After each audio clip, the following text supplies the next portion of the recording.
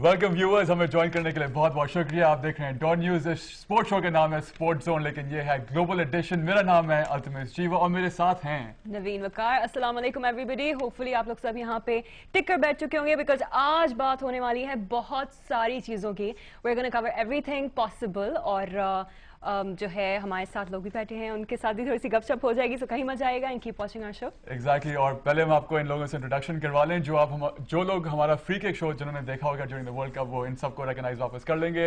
मेरे extreme right पे बैठे हैं हसन सरदार, हमारे इन हाउस टेक्सास रेंजर। आज जितना वो टेक्सास का अटायर उनका नहीं है, but anyways thank you joining us once again. Maaz हमारे रेजिडेंट इविल, जितने वो भोले लगते हैं वो इतने हैं नहीं, but anyways thanks for joining us as well। और हमारे very senior sports reporter Imad Hamid. Imad ये जोक नहीं था, मैं एक्चुअली finally admitted। चलो थैंक यू। बिल्कुल ठीक है। okay, let's get the show on the roll। पहले हम बात करेंगे क्रिकेट की, और आज पाकिस्तान का फाइनल मैच था against Australia and the Hong Kong sixes. Pakistan ये मैच ऑलमोस्ट जीत चुका था।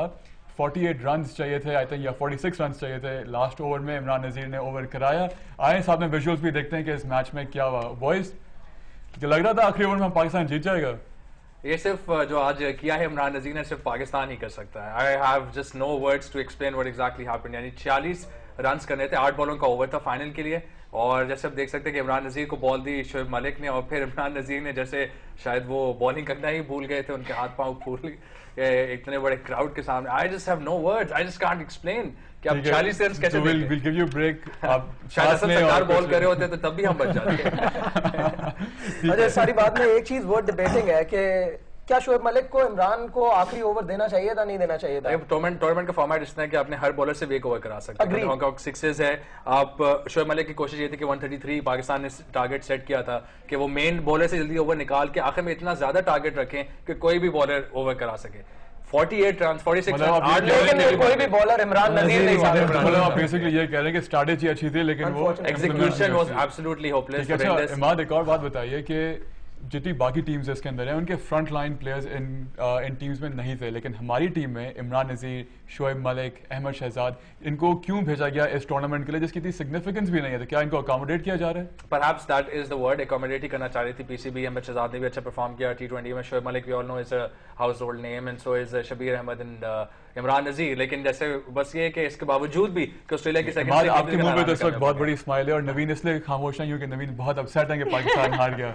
आई थिंक पाकिस्तानी टीम जो है वो बहुत ज्यादा अनप्रेडिक्टेबल है। You know by the end of it लगता है ये है कि ऑलमोस्ट हार जाएंगे लेकिन जीत जाते हैं, और ऑलमोस्ट जीत जाएंगे। बिल्कुल नवीन ने सही बात की। इसी अनप्रेडिक्टेबिलिटी की बात नहीं मैं फंबल करने वाला हूं। ठीक है। पाकिस्तान साउथ अफ्रीका का जो सेकंड ओडीआई था दुबई के अंदर, अब्दुल रज़ाक ने हमें वही, हम हार रहे थे और हम जीत गए। हमारे व्यूअर्स अभी स्क्रीन पे उसके विजुअल्स भी देख सकेंगे। इमाद बताइए कैसे हुआ, हाउ इज इट पॉसिबल कि पाकिस्तान इतने लॉसेस के बाद एक ऐसी परफॉर्मेंस देके जीत भी जाता है? Lifetime plain and simple. इसके अलावा इसके लिए कोई वर्ड्स नहीं है कि आप अगर आखिर 75 रन करने थे अब्दुल रज़ाक ने और सिर्फ कोई टेलेंडर्स ही उनके साथ रह गए थे। जस्ट इमेजिन कि लास्ट 3 बैट्समैनों ने 1 रन कंट्रीब्यूट किया। सारी अब्दुल रज़ाक की परफॉर्मेंस, 10 छक्के उस इनिंग्स में, which is a record in a match against south Africa. He also hit 7 fours, his first 104 is absolutely phenomenal। यानी आखिरी 65 रन में 63 रज़ाक के थे, जैसे बाद में बताया। highest run by at number 7 for any। बिल्कुल माज, ये बताया शायद अफरीदी आए, उन्होंने वही अपना कैमियो खेला 29 रन्स का, लेकिन वो इतने इररिस्पांसिबल शॉट खेलते हुए आउट हुए। क्या does he deserve to be there कि ऐसी सिचुएशंस में ये मैच हम आराम से जीत सकते थे? नहीं, आराम से तो नहीं जीत सकते। टोटल बहुत बड़ा था और पाकिस्तान की बैटिंग लाइनअप ने इतनी दफा फ्लॉप हुई है कि हम ये नहीं कह सकते थे कि वो आराम से जीत सके। और Afridi will be Afridi, you can not blame him. वो उसका does that entitle him to be the captain? क्या अफरीदी विल बी अफरीदी? नहीं, कैप्टनसी में मेरे हिसाब से उसमें कोई गलती नहीं है। लेकिन वो जो बैटिंग करने आता है, नहीं वो उसने, मैं यूनुस खान के ज्यादा सपोर्ट में हूँ एज अ कैप्टन, मगर लेकिन टेस्ट मैचेस में, मगर वनडे में Afridi is proved that he is. Hasan आप क्या कहेंगे इस बारे में?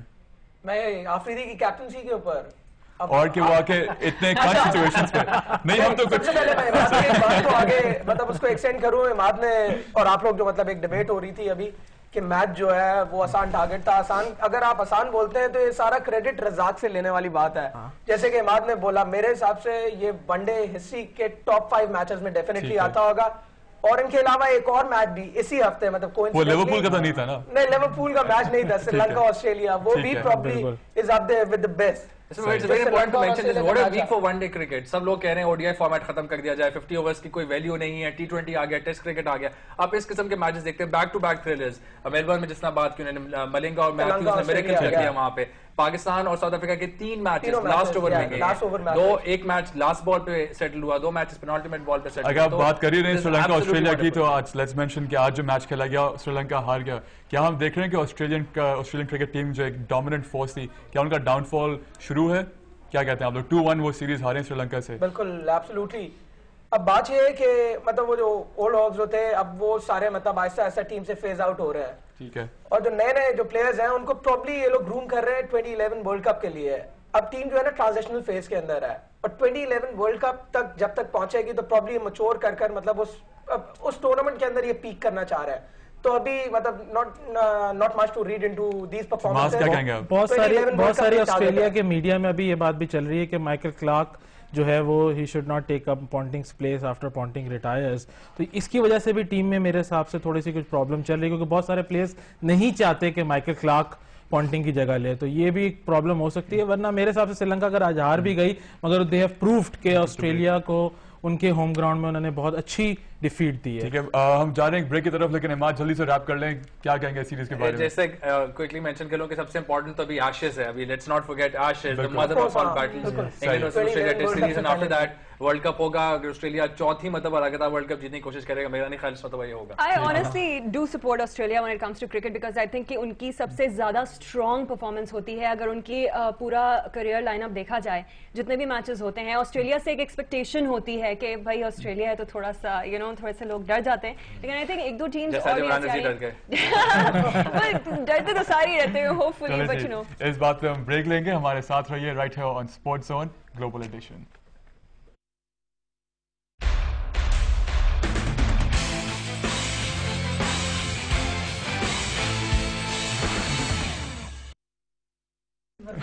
तो